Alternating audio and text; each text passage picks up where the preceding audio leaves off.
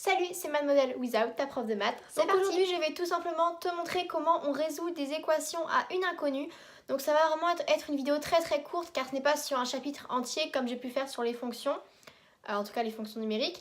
Mais voilà, j'avais envie de te montrer comment on résout les équations comme une personne me les a demandées. Et semaine prochaine, on parlera des inéquations, donc un petit peu l'inverse. Pour résoudre une équation à une inconnue, il y a 3 étapes. Et la première, c'est déterminer l'inconnu. Mais pour déterminer l'inconnu, on a besoin de savoir ce qu'est l'inconnu. L'inconnu, dans ton équation, c'est tout simplement la valeur que tu ne connais pas. Donc souvent, on l'appelle par X ou par exemple Y. Enfin, voilà. La lettre, en fait, c'est ce que tu vas chercher pour résoudre l'équation. La deuxième étape, c'est l'isoler. Ça signifie tout simplement mettre les X d'un côté du égal et de l'autre côté, mettre toutes les valeurs que tu connais. Et ensuite, une fois que tu as d'un côté les X, donc les inconnus, ici l'inconnu, et de l'autre côté tes valeurs connues, tu peux résoudre. Comme ça, sur le papier, on peut se dire, bon, c'est simple, je détermine, j'isole, je résous. Ok. Mais les maths, c'est pas que de la théorie. Au contraire, les maths, c'est de la pratique. Donc, il va falloir que tu comprennes l'exemple. Et c'est parti, je vais te dire l'exemple. Mon premier exemple, donc le seul exemple que je te donne en vidéo, mais qui va te permettre de comprendre le principe, et si tu n'as pas compris, si tu n'y arrives pas, n'hésite pas à me recontacter et je te réexpliquerai encore une fois, ça ne me dérange pas du tout. L'exemple, c'est 3x moins 4 qui est égal à 7 plus 3 moins 4. Donc je vais te l'écrire ici, hein, pour que tu... Voilà, il y avait un oiseau. Donc je vais te l'écrire ici et on va le faire étape par étape ensemble. Donc une fois que tu as ta petite équation, tu détermines l'inconnu. Et donc ici, l'inconnu c'est x et c'est très souvent la valeur qu'on donne à l'inconnu dans les équations parce que c'est une lettre qui est beaucoup utilisée en maths comme le y. Ça te rappelle sûrement les coordonnées x, y, tout ça. Enfin bref, là on est sur les équations. Donc maintenant que tu sais que ton inconnu est x, ici dans cette équation tu as 3x. Donc ton inconnu c'est 3x moins 4. Et donc pour passer ton moins 4 de l'autre côté, tu le transformes en plus 4. Et ça, c'est une règle qui ne changera pas dans les équations. Dès que tu bascules un groupe de l'autre côté du signe égal, tu dois inverser son signe. Si c'est négatif, ça deviendra positif. Et si c'est positif, ça deviendra négatif.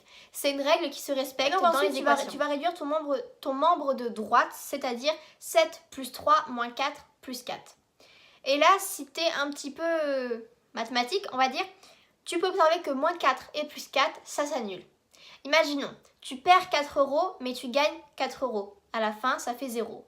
Donc le moins 4 et le plus 4, ils permettent de s'annuler. Donc tu as juste à la fin 7 plus 3 qui est égal à 10. Et là, tu peux te dire, j'ai fini, mais non, surtout pas. Tu as 3x est égal à 10, mais ce n'est pas fini. Tu as 3x, certes, mais ton inconnu, c'est x et non pas 3x. Dans le groupe 3x, 3 c'est juste la quantité.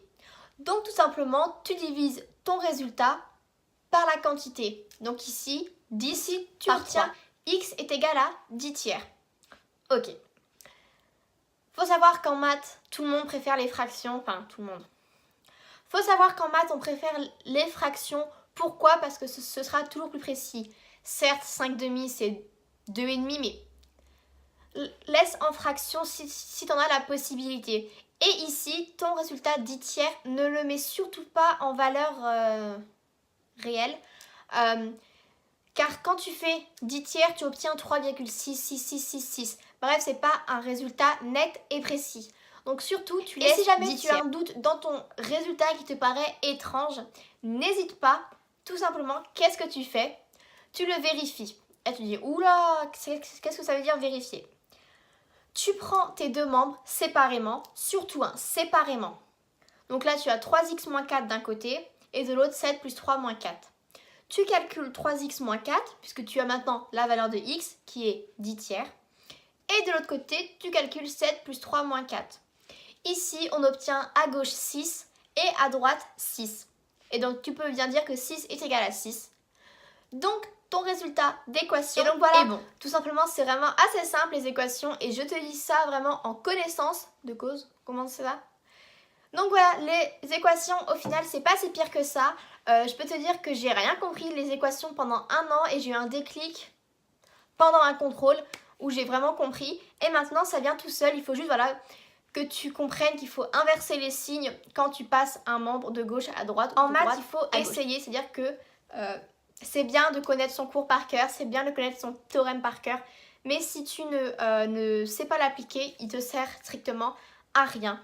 Donc n'hésite pas à faire des exos et moi je te retrouve dans les commentaires par mail et on se retrouve vendredi pour une vidéo mode ou beauté, enfin mes vidéos classiques et mercredi prochain pour une autre vidéo maths sur les inéquations.